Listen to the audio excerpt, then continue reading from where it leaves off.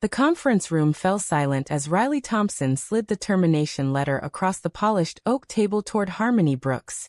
Your feelings have crossed professional boundaries, Harmony. I'm afraid I have to let you go, Riley said, her voice steady but her hands trembling beneath the table where no one could see. Harmony stared at her, green eyes wide with disbelief, the color draining from her face. What? Riley, you can't be serious.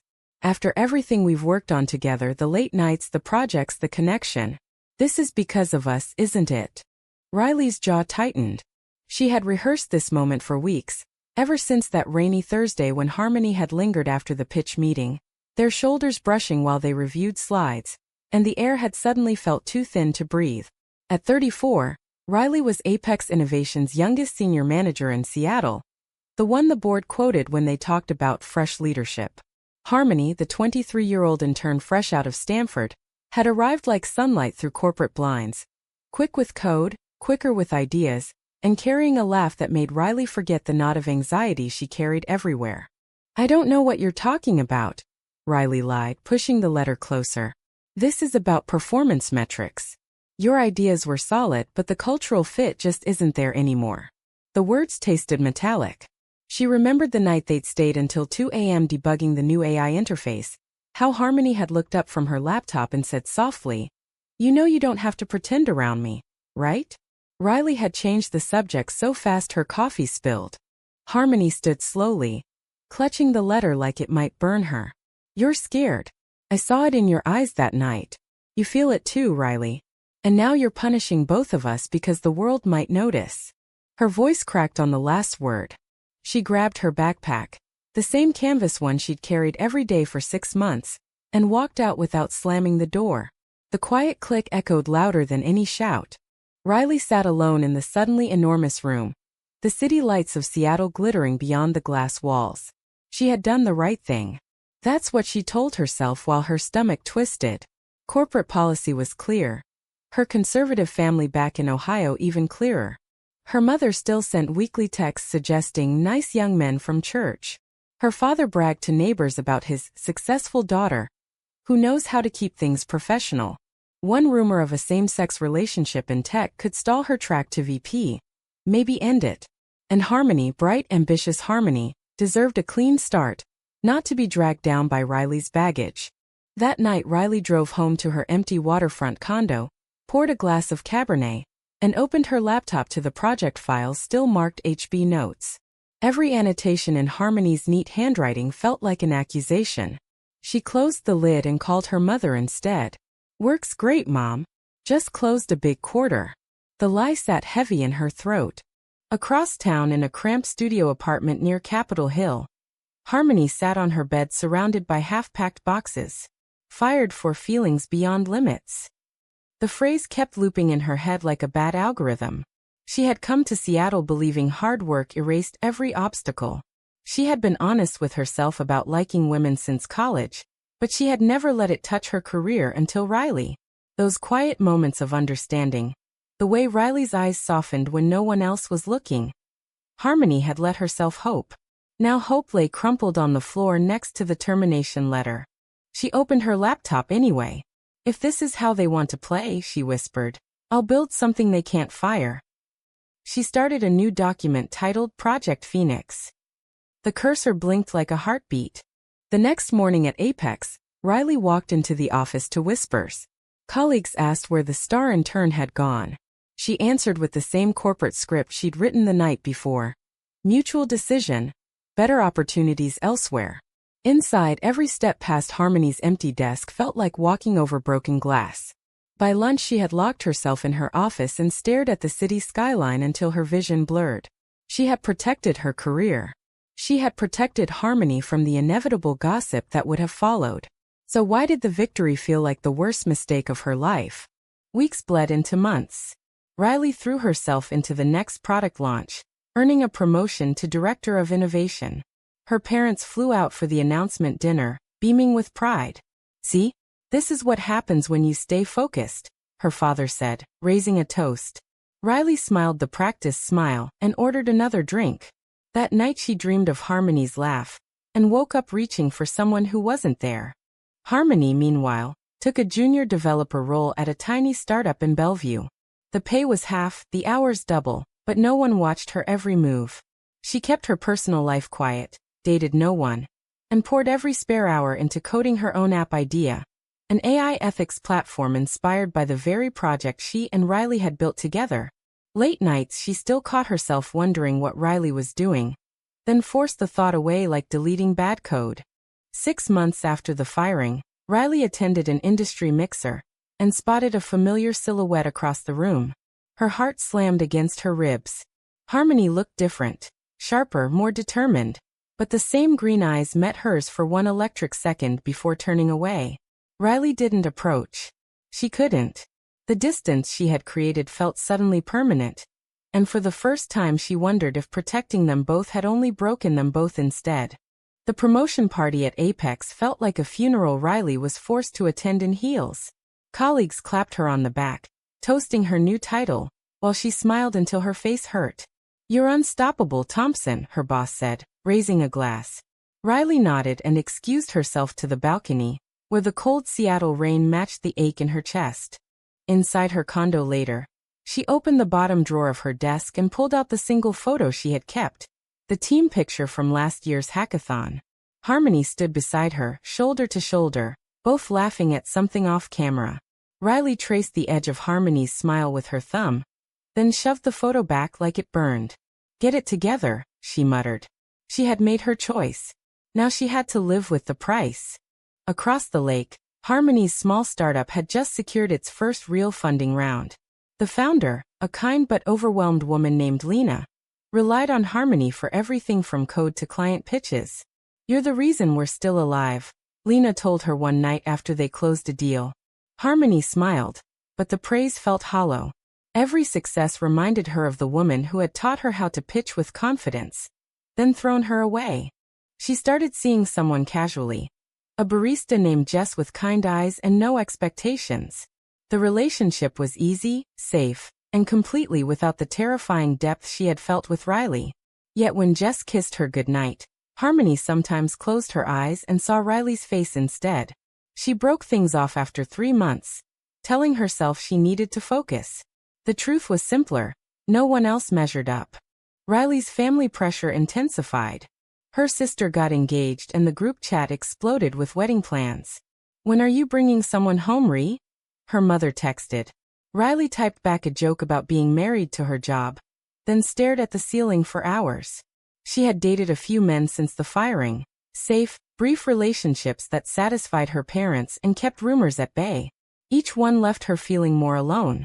One rainy Tuesday, Riley's assistant knocked on her door. "There's a new article about that ethics AI platform, the one we almost built." Riley clicked the link. The headline read, "Local startup raises $2 million for AI fairness tool, led by former Apex intern Harmony Brooks." The photo showed Harmony at 25 now, standing in front of a whiteboard covered in code, looking every bit the leader Riley had always known she could be.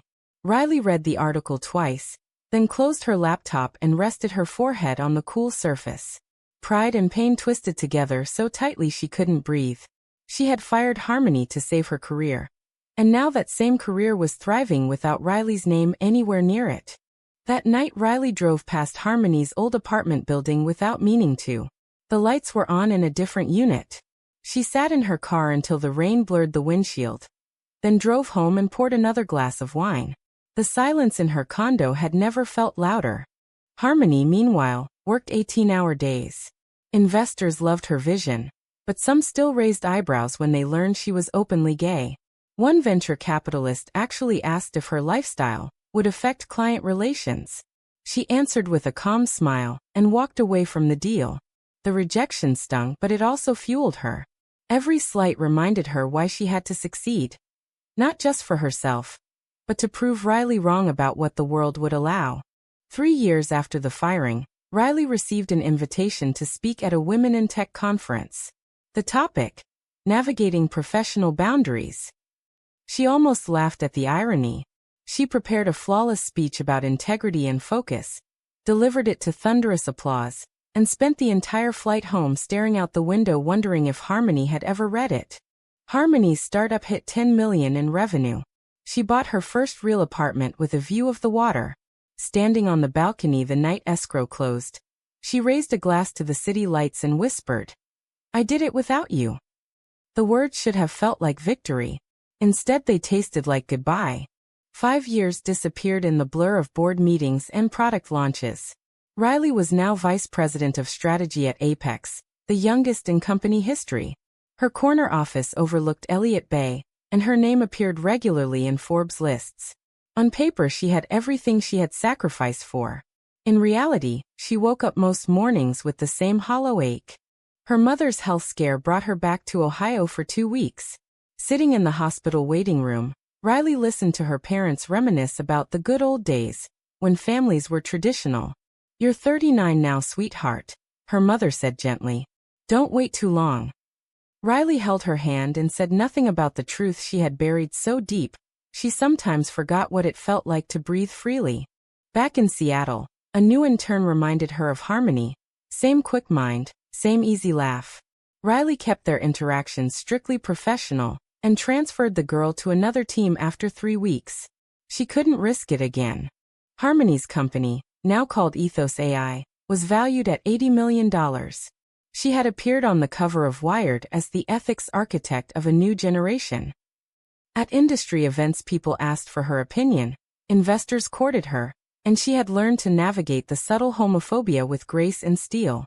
She still hadn't dated seriously. Every time someone tried, she found herself comparing them to a woman she hadn't spoken to in half a decade. One evening at a tech mixer in San Francisco, their paths crossed again.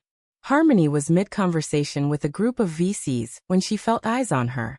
She turned and there was Riley, elegant in a navy suit, hair swept back, looking every inch the executive. Their gazes locked. For 3 full seconds neither moved. Then Riley gave the smallest nod of acknowledgement and turned away, disappearing into the crowd. Harmony excused herself and stepped onto the balcony, heart hammering. She had imagined this moment 1,000 times. In none of them had Riley simply walked away. Riley drove back to her hotel shaking. Seeing Harmony thriving, confident, respected, beautiful, felt like a knife between the ribs. She had told herself for years that firing her had been necessary. Tonight the lie finally cracked. The next morning Harmony received an anonymous email. No subject, just a single line. "I was wrong. I'm sorry." The sender address was a random string. She stared at it for a long time, then deleted it.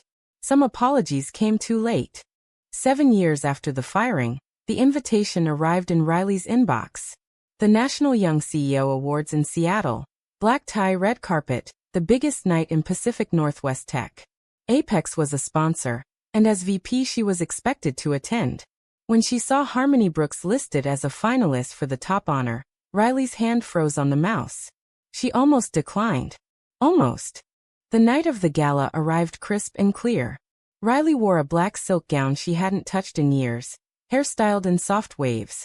She told herself she was only going for the company. Inside the ballroom the chandeliers sparkled like stars, and the stage waited under dramatic lighting. She took her seat in the 3rd row, close enough to see but far enough to hide. Harmony arrived in an emerald gown that caught every light. Cameras flashed as she posed on the red carpet, smiling the same smile Riley remembered from late-night brainstorming sessions. Riley's throat tightened. The woman on stage tonight was no longer the intern she had fired. She was a force. The ceremony began. Presenters praised innovation and courage. When the Young CEO category was announced, Riley's hands clenched in her lap. The host read the finalists. Harmony's name drew the loudest applause. And the winner is Harmony Brooks of Ethos AI. The room erupted. Harmony rose gracefully, hugging her team before walking to the stage. Riley watched every step, chest aching with a mixture of pride and grief so sharp it stole her breath. On stage Harmony accepted the trophy, her voice steady as she thanked her team, her early struggles, and the people who taught me what resilience really means. Her eyes scanned the crowd for one brief second, and lingered exactly where Riley sat. Riley couldn't look away. In that single glance she saw everything. Hurt, forgiveness, and something that still looked dangerously like love. Harmony's acceptance speech lasted 4 minutes and 30 seconds.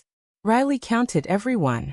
She spoke about building technology that protected the vulnerable, about the cost of silence, and about choosing courage even when the world demanded conformity. The audience rose in a standing ovation. Riley stood too, clapping until her palms stung. After the ceremony, guests mingled in the grand hall. Riley stayed near the back, nursing a glass of champagne she didn't taste. She watched Harmony move through the crowd, graceful, magnetic, untouchable. Part of her wanted to slip away unnoticed. The larger part needed to say something, anything, before the chance vanished again. Harmony excused herself from a conversation with two investors and walked straight toward her. Up close, the years had only sharpened her beauty. "Riley," she said simply. "Harmony." Riley's voice came out rough. "Congratulations. You earned every bit of that award." Harmony studied her for a long moment. "I almost didn't come tonight. Thought seeing you might hurt too much." She smiled, small and sad. "Turns out it still does." Riley swallowed. "I read about Ethos AI every quarter. Your ethics framework is being adopted by 3 Fortune 500 companies. I am proud of you. More than I can say."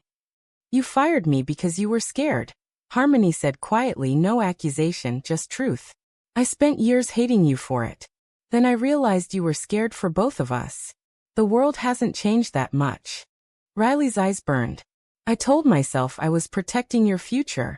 Turns out I was just protecting mine. Every promotion, every headline, none of it filled the space you left."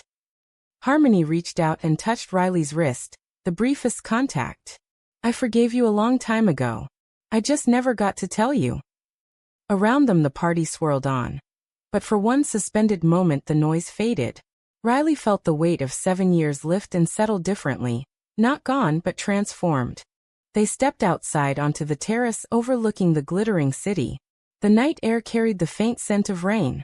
Harmony set her trophy on the stone railing and turned to face Riley fully. "I built Ethos because of the project we never finished together," she said. "Every line of code carried your influence. I hated that at first. Then I realized it was the best part of me." Riley leaned against the railing, suddenly exhausted and awake at the same time. "My family still thinks I'm going to marry some nice man and give them grandchildren. I let them believe it because it was easier than explaining why my heart chose a woman I fired to save us both." She laughed once bitter. "I climbed every ladder they told me to climb and ended up alone at the top." Harmony's expression softened. "You don't have to keep paying for a choice you made when we were both too young to fight the world." Riley met her eyes. "I don't know if I can change who I am at this point. But seeing you tonight, I finally understand the price wasn't just mine. It was ours." They stood in silence, the city humming below them. No promises were made. No dramatic kiss under the stars. Just two women who had survived the same wound, and were still standing. Later, Riley drove home alone. She left the gala early, the weight of the evening settling into something quieter than regret. In her condo she opened the bottom drawer again, and took out the old team photo. This time she didn't hide it. She placed it on her desk where the morning light would reach it. Harmony flew back to her apartment at dawn, trophy in hand. She set it on the mantel and smiled at the reflection of herself. Older, wiser, still carrying the scar but no longer defined by it. Somewhere between the firing and the award, both women had learned the same hard truth. Love doesn't always conquer the world, but refusing to bury it completely can still set you free. Was it right for Riley to fire Harmony to survive in a world that punished women like them? Or was letting go the greatest mistake that cost them both the only real thing either had ever wanted?